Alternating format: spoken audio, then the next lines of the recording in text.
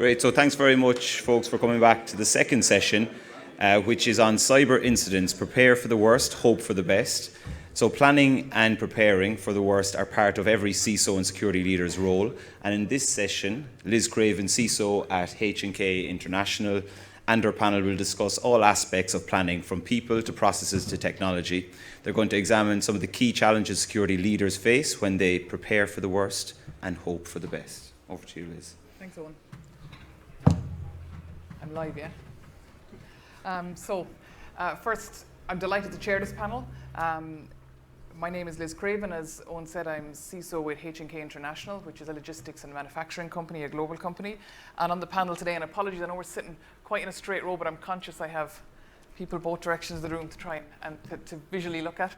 But on the panel today, I have Kelly Bissell. And Kelly, I'm going to save you the blushes. I'm not going to go all the way through your bio again. We went through that this morning. So Kelly is CVP with Security Service Line at Microsoft.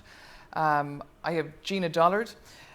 Gina is currently the head of cyber resilience and strategic regulatory relations at AIB. Her responsibilities include SOC, threat intelligence, vulnerability management, business information security, security testing, regulation engagements, and on-site inspections for the broader technology function. And in previous roles, Gina has worked for An Garda Síochána, the European Commission, and the National Cyber Security Centre. So delighted to have you on the board, Gina. And then finally, I have Colm Murphy, and Colm is the Senior Cyber Security Advisor with Huawei, working for their Global Cyber Security and Privacy Office. He's based in the Cyber Security Transparency Centre in Brussels, and Colm brings us 20 years of experience in cybersecurity industry. 2001, he was the co-founder of Espion, which, as we know, grew to become one of Ireland's largest indigenous cybersecurity consultancies. And he's also been International Director of BSI Cybersecurity Professional Services Portfolio. And again, he's managed a wide variety of cybersecurity-related activities, testing, risk assessments, incident management, certification, training, etc. So again, delighted to have you on the panel, Colm. Thanks, Liz. So the title of this particular panel, we went through multiple titles, to be brutally honest. I think we started off with CISO war stories, and that felt a bit harsh, so we pulled back on that. Then we went to a day in the life of a CISO, but I think we'd be here for a year if we went down that route. So again, we pulled back on that. And we ended up on prepare for the worst and hope for the best. But as anyone who knows me, I'm always going to kind of revert back to some military terms. I can't help myself.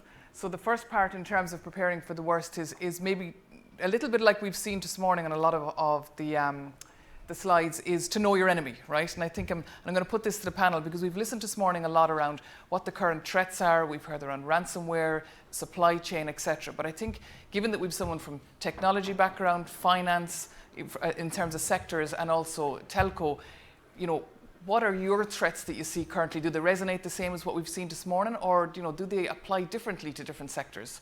Maybe, Colm, if we start with yourself. Okay, yeah. Good afternoon, good morning, even. Thanks, folks. So all of, for fear of repetition, all of what was spoken about this morning resonated. I think there's three things from my point of view, and what's new and different. And the first is, with these new technologies, of course, we see they bring amazing opportunities, but also challenges. The idea that we now have blurred boundaries in our networks, we have new technologies and services, 5G, cloud, virtualization, and so on. And what that means is we have this ever-expanding attack surface. And we heard from our colleagues at NCSE that there, last year alone, I think, was 17,000 or more vulnerabilities announced by, let's say, US CERT. And at least 4,000 of those were high risk. So there's more vulnerabilities than ever before, and it's because there's more stuff out there than ever before. And IoT clearly contributes to that. I think the second thing is that the complexity is new. We have cloud, we have virtualization and other technologies which make our jobs more difficult. And finally, our colleague made a very strong point here in NCSE, that what's new is the impact. When I started out in the world of cybersecurity, it was an inconvenient or an annoyance if something happened or a website went down. But now we're actually starting to see impacts on human life and serious inconvenience for countries and organizations and citizens. And I think that's certainly new. And the last thing added to that is this emergence of IT and OT. And that's, again, new. These networks previously, and we just spoke, actually, Kelly, just a moment ago, these used to be very much separate, not only segregated physically, but separate teams looking after them. And we're seeing now that the emergence of those networks contributes to a new challenge that I think all of us in this room understand. Gina, maybe the same in terms of finance? Yeah, and I think I'd agree with that. I think where I see kind of the concentration of threats is really around the response activity that we have to do. So I suppose to Colm's point as well, the rate at which vulnerabilities are now being announced and exploitations are being developed for these vulnerabilities means that our incident response teams are having to respond more and more and with more frequency. So that means that we're kind of constantly in this cycle of remediation and mitigation, and that's quite challenging to keep going. Like, we would have seen a concentration of this, particularly towards the end of last year, you know, with the likes of Print Nightmare, Log4j, the Microsoft Exchange vulnerabilities. So we very much finished out the year last year kind of going right till the very end of the year. And I think when we see the complexity, as Colm has mentioned, with our IT systems, so the interconnectivity that we have with our third-party providers and our supplier networks means that incidents that are happening within those networks, we now need to take account of those type of incidents within our own response activities. So if you have a supplier that's been impacted by a major incident, they either supply a service or they supply a component to you. So you need to consider how your business is going to respond to that. Also then, if you have a supplier that has an incident that's likely to be to move laterally into your own network, you need to take account of that. And how are you going to then cut that off, or how are you going to handle an incident, or how are you going to find out about that incident before it's landed in your network? And I think then finally, probably back to the vulnerability point, I mean, if you can no longer operate a piece of software or a product, how are you going to manage that, or how are your BCP plans going to accommodate that? Okay. Kelly? Yeah, I mean, wow, awesome. I actually think in the terms of this French philosopher who said, you know, with every new innovation comes the good and the bad. We didn't invent the shipwreck until we invented the ship. And I think what we do in technology is we want to innovate and bring more value to our customers. And I don't mean Microsoft, I mean all of us. But the bad guys, they're good and creative, and I think they look at the data that you have as currency. And so I just think that we have to be very clear on our value chain of our business and where are the crown jewels associated. So if I know the bad guy, hope for the, you know, plan for the worst, but hope for the best, and put the right controls in place across the value chain, then I can be safer. And I think that's really what we need to do. And I think the supply chain conversation is a very interesting conversation. It's one that I think is probably growing more and more. I know from my own perspective, we rely heavily on third parties, third-party software, hardware, services. And in terms of what you've just mentioned, you know, we have BCP plans where we kind of focus inwards a little bit, but now our BCP plans have to stretch to include third-party suppliers. Like, how do we do due diligence on third-party suppliers? It's almost impossible. They don't want you to pen test them. They'll give you a report. They had one done a year ago. You know, I mean, when we talked earlier about how do you find out if one of your third-party suppliers is breached, right? You know, hopefully they're going to tell you, okay? Sometimes maybe they've had an email compromise. You're going to find out because you're getting one of those spam emails and you're asking, what happened? No, don't worry about that. Someone was compromised. So it's really difficult to get that knowledge. So what are you seeing, you know, currently in terms of trying to gain that knowledge? Colm? Well, so I'll answer this. As you know, I work for Huawei, who are in the limelight when it comes to being part of other people's supply chains.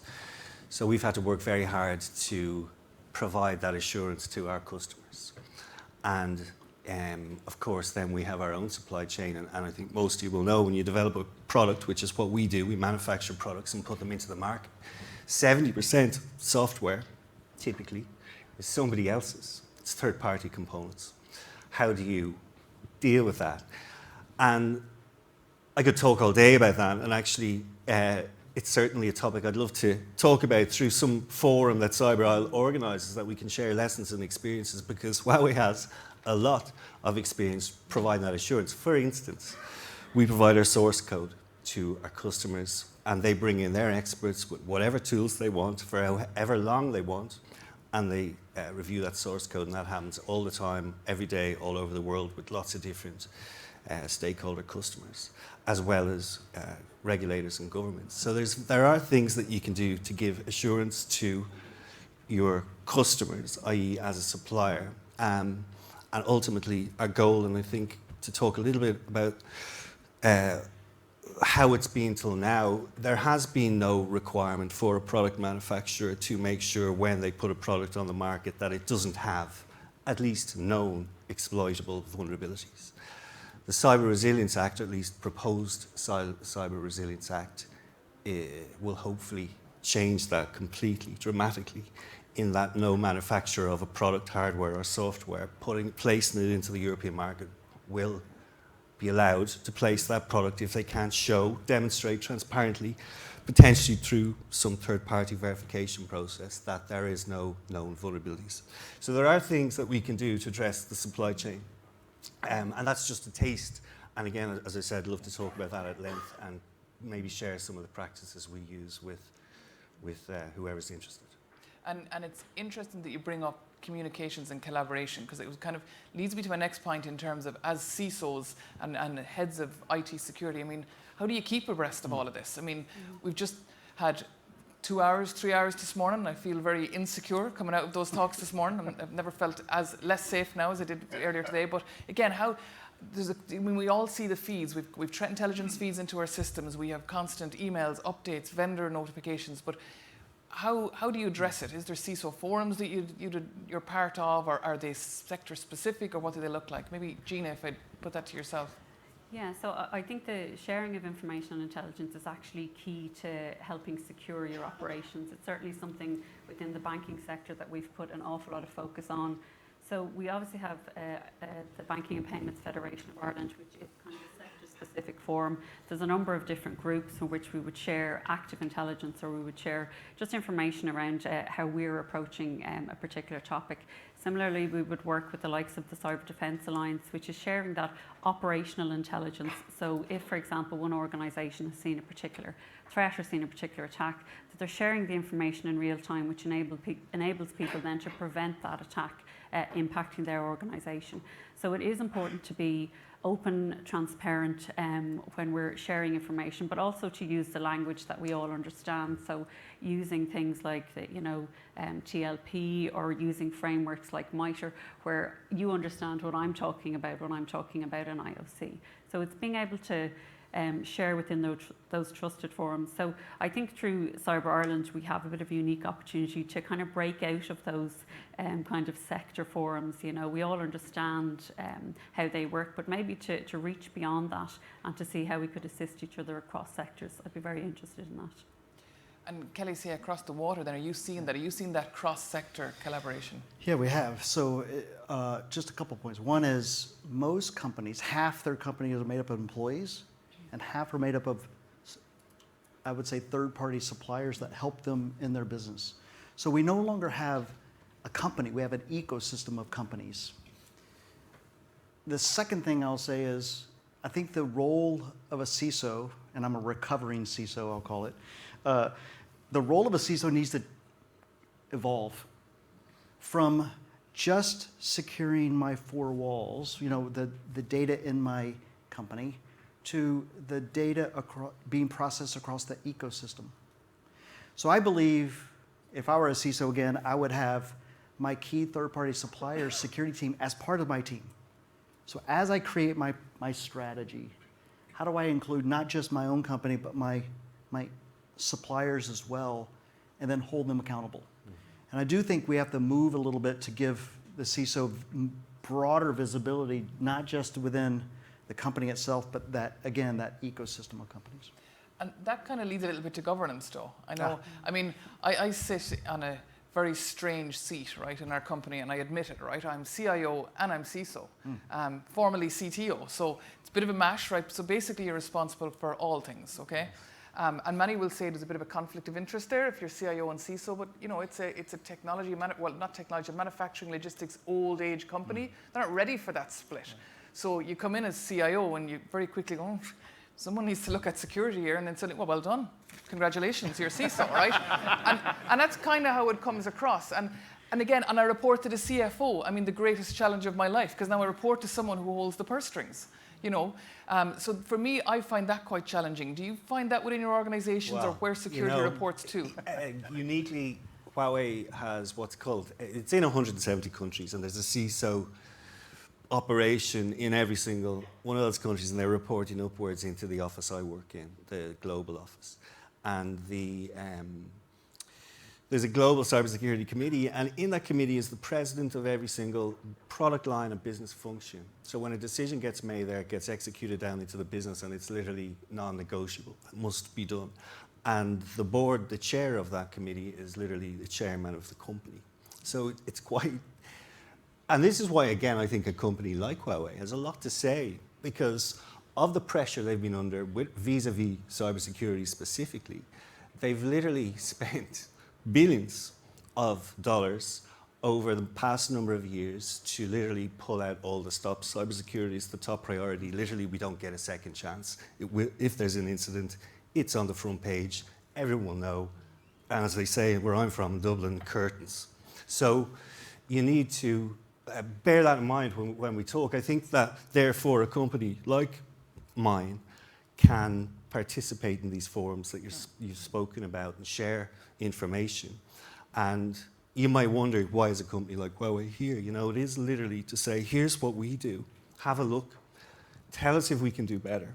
Talking to Kelly earlier, we partnered with Microsoft many years ago to leverage Microsoft's secure development lifecycle practice methodology, I suppose, which was two big global technology companies potentially not really competing, but very much sharing how do we develop products well. So we absolutely, I think, participating in both sectoral level, and we do that obviously in the telco space, but cross-sectoral, inter-sectoral level, I think, can be really useful. And by the way, we've all a lot to learn from the financial industry, because they've been at this far longer than anybody else. They've been collaborating and sharing intelligence and information and good practices a lot longer, I think, than anybody else. And certainly we don't want to take up all your time. We would if we could. But to listen to, you know, people like you and your team, and to learn what you do and how you approach it, I think is really useful. And Cyber Island actually presents quite a neutral, interesting platform through which we could organise those kinds of discussions. And Gina, in terms of the financial sector then and governance, I mean, is it vastly different? Now, I suppose within our organisation, the CISO reports into the CTO, but we do also have like a board-endorsed strategy. So very much cybersecurity. It's at the heart of digital transformation, which is where the financial services sector is going. So our board would have absolute visibility and approval of our security strategy. So we've done a huge amount of work over the years to educate our board around the various threats, but not just about, you know, telling the bad story, but also telling the good story and what we can do in security to move forward the digital agenda for financial services and for the bank. So we're now at a stage where our board is looking for more quantitative security metrics. So even that demonstrates to us that there has been a maturing and appreciation at board level of the importance of cybersecurity as part of the wider organisation and the wider business, not just as you know, something in the corner, you know, that's a bit annoying, that slows you down when you're trying to do something. So yeah, definitely. It's a central component of risk management. And yeah. Can I be a dissenter? I actually think the governance model is broken, because most CISOs report to the CIO or CTO. They're not actually incented to highlight these risks. They're incented to actually cover them up. And I'll say that because I used to report to a CIO. I actually think that depending on the industry, because it is different, I believe a bank is a high-tech company. I believe a retailer is well, especially if they have e-commerce. And I think that reporting, that governance needs to be different. I actually think that maybe they report to the CFO, maybe they report to the CEO, maybe they report to someone that the COO, so they can actually not have the fox guarding the hen house, so to speak. And so I do think we have to rethink about the governance function, around security and privacy. So we put it in the right spot to get the right attention without, covering up. And this is only personal finding, but some of that can really depend on the personalities behind CFO and totally. CEO. I mean, Yeah. obviously I report to myself. Yeah. So the CISO reports to the Did you get yourself CIO, a yeah, raise? yeah. And then subsequent to that, in terms of the CIO type of work, Yeah. I'm to the CFO, but to the CISO type of work, it's to the CEO, Yeah. because ultimately, he sees it as his responsibility in terms of security. And I think some of the governance and the reporting piece as well, unfortunately, and even the development around getting board attention, again, unfortunately, can stem out of what's your past experience. Yeah. So we're probably finding that a lot of companies are sitting upright and really listening, and CISOs are writing at the table because they've had an issue. And those who haven't are, it may not happen to me. So I think there's an element of that as well. The interesting thing I was quite interested in when I joined my company, Huawei, was that the CISO office, has a veto. It's fine. A veto which it can exercise whenever it wants. And as we know, marketing rules the world, particularly in products. They have deadlines, they want to put them into the marketplace, they've promised customers whatever, and products go along and maybe vulnerabilities get slipped out into the market. We have a team in our group outside of product development, 200 strong team, who just pen test the products as they move along the production line.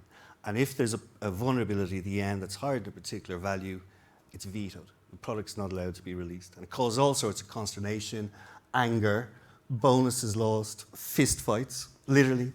And it's quite interesting, but it's a very strong statement of governance, I haven't seen it anywhere.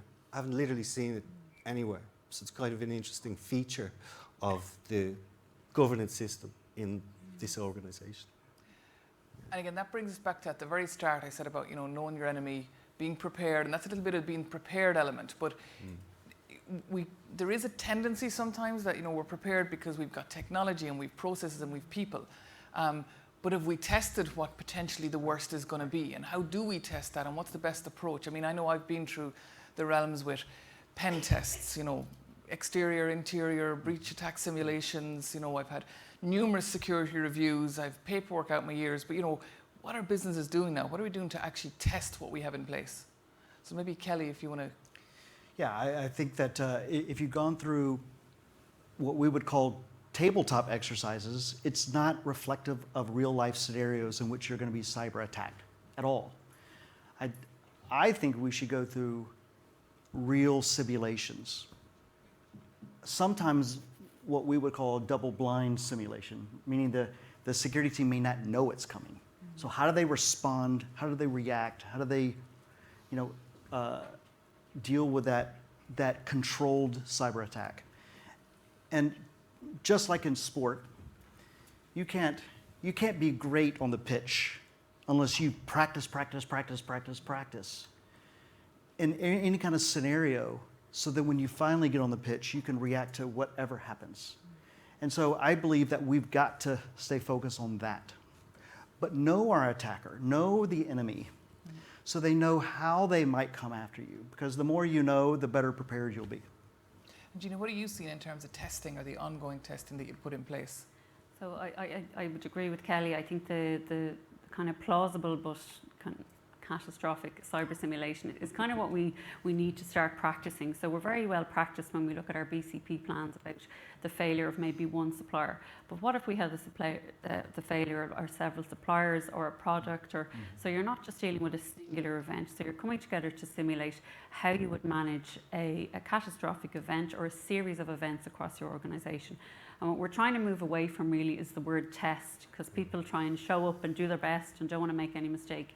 But actually what we really want to talk about is drilling. How are we building the muscle memory? So when we do come together, when we do have an event that's spread across maybe multiple services or multiple technologies, that we have some impetus about how we're going to act and how we're going to react. And it just, I mean, to the point of governance, I think as well, right? We don't just simulate at, a technology level. So there are several different decision makers or layers of decision making within organizations. So that the technical responders who have the skill sets to go in and solve the problem, okay, come up with the solutions to move us forward. Then you have maybe a management layer who are overseeing those decisions. And then what is your board's role in cyber simulation? What do we expect them to do? Who's going to stand out in front of the media? Or what role do they have? What accountability do they have? So when you run simulations, it's important not to just concentrate on the technical cohort of people in your organization. You need to move beyond that and try and forget the word test. Think of drill, think of the machine moving forward. I'm really conscious now when I follow up for that not to say that word. So I'm going to say simulation. And you spoke earlier, Kelly, about partnerships. Yeah. And I know in my case, like I said, a logistics manufacturing company, IT for a long time were, they were the second and third cousin that no one thought about. But we underpin everything that's there. Right. So realistically, I don't have a full security team. I have an outsourced security team. So when you go to do those simulations, it's a bigger operation to do it now, because now you got to bring in all those partnerships like you talked about to be involved in that. Very much agree, because not everyone should have every role inside their company, but what's important to keep inside the company and what's important to partner with, whether it's a service provider, like Jackie at Accenture or Microsoft or Huawei or anybody. But it's really, I believe what we have to do is figure out who is the virtual team of internal people plus external constituents, if you will, that partnership, so we can simulate and act as one team to recover. Could I add one thing to that? I totally agree with you. By the way, so in my past life, I was the person answering the phone to companies all over Ireland and into Europe when they had an incident. And many of them didn't have any contract with me, They were like, can you get 12 people here tomorrow?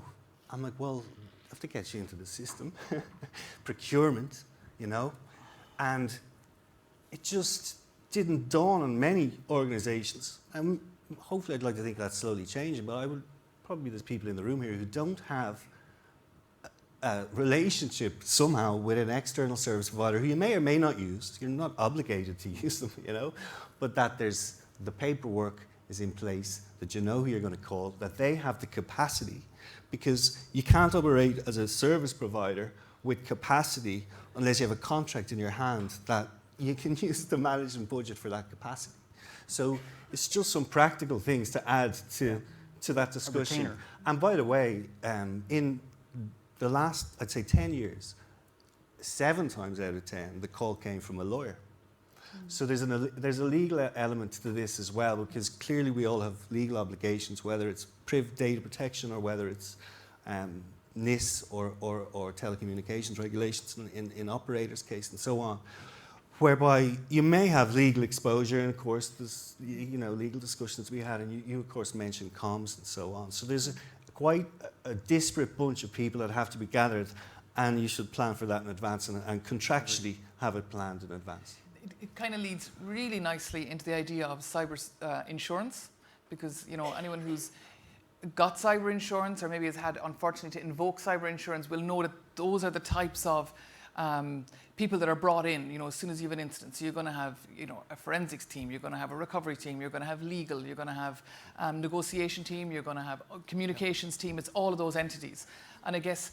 I know there's much debate in terms of cyber insurance, and it's getting more and more difficult. Anyone who's actually had to fill in any of those forms, it's you nearly have to sell your own mother to get cyber insurance right now, because the areas that you have to go through and the stringent or technical controls you have to have in place are getting tighter and tighter. I mean, for obvious reasons. Yeah. I mean, you finding that as well. Is that the same in the US as here? I'd imagine. I think this is a global issue. Yeah. I mean, because.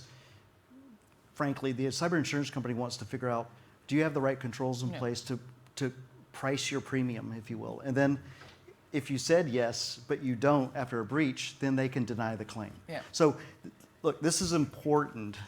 And I think the world of cyber insurance is changing dramatically. I mean, dramatically because of acts of war clauses, allowing them to get out of the payment. Because if it's a nation state, it's an act of war. and then the lack of controls based on what you did when you filled it out. And by the way, the cyber insurance companies are losing money like crazy because they can't predict. Unlike property and casualty, they cannot predict the claim. So it's a really complicated problem to have. And my suggestion is, yes, you should probably have cyber insurance, but know what you're getting and what you're not getting. Yep. So being clear, if you will. And if you can do that and you have your team that's on a panel for outside counsel that you're talking about, or the forensics team, then you know you're going to be covered and they actually know who you are.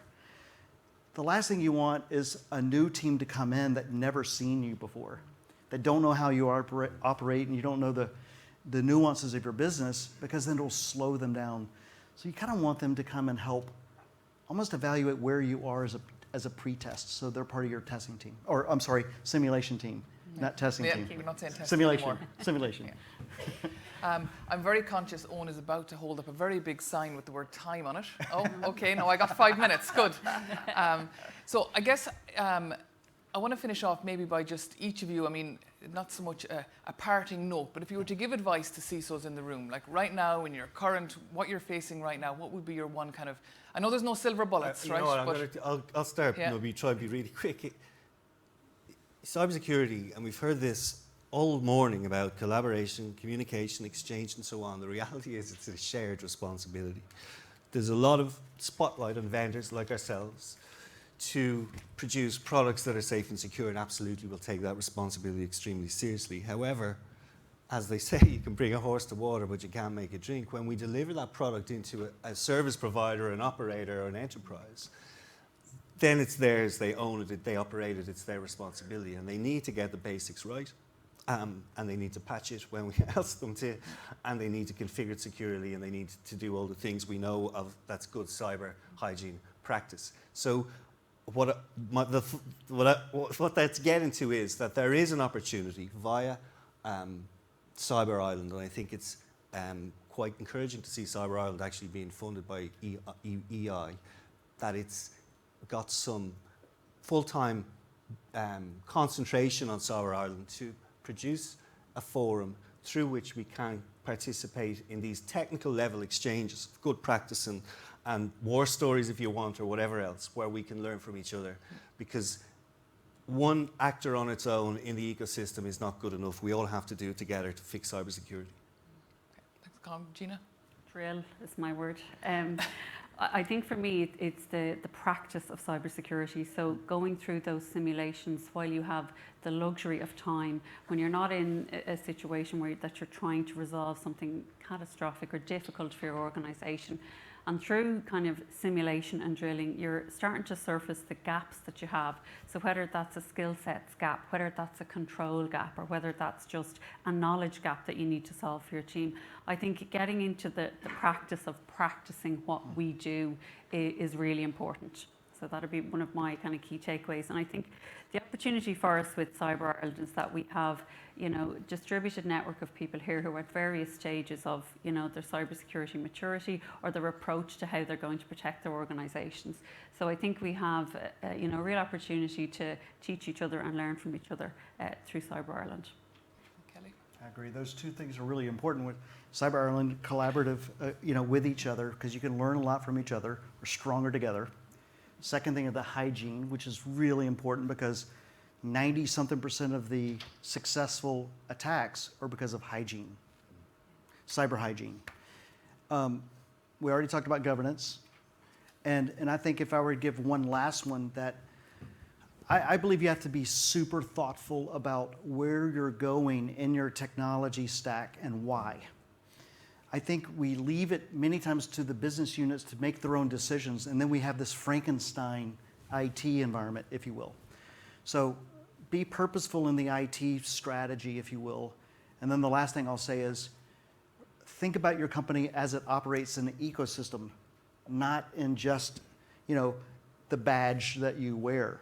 So if you can make your security team the ecosystem of your business, then I think you can be a lot safer together. Okay. I've one parting piece, which is almost a little bit of a sell for a session in the afternoon. So in the afternoon you'll see on the agenda there's a CISO forum. And the idea of that is not so much that it's a live forum now, it's to get people and to understand people's interest in developing a CISO forum, and I know Colin has alluded to it, within Cyber Ireland, and it's to try and get something that's cross-sector, where we can have that forum, whatever format it'll take, but really would like to get the input of all the CISOs, head of ITs, or head of IT security, anyone in security to visit us, come by in the afternoon and give your input so that we can put proper structure around that and hopefully develop it. So on that note, thanks very much to all the panel. Yeah, thank you. Thank you.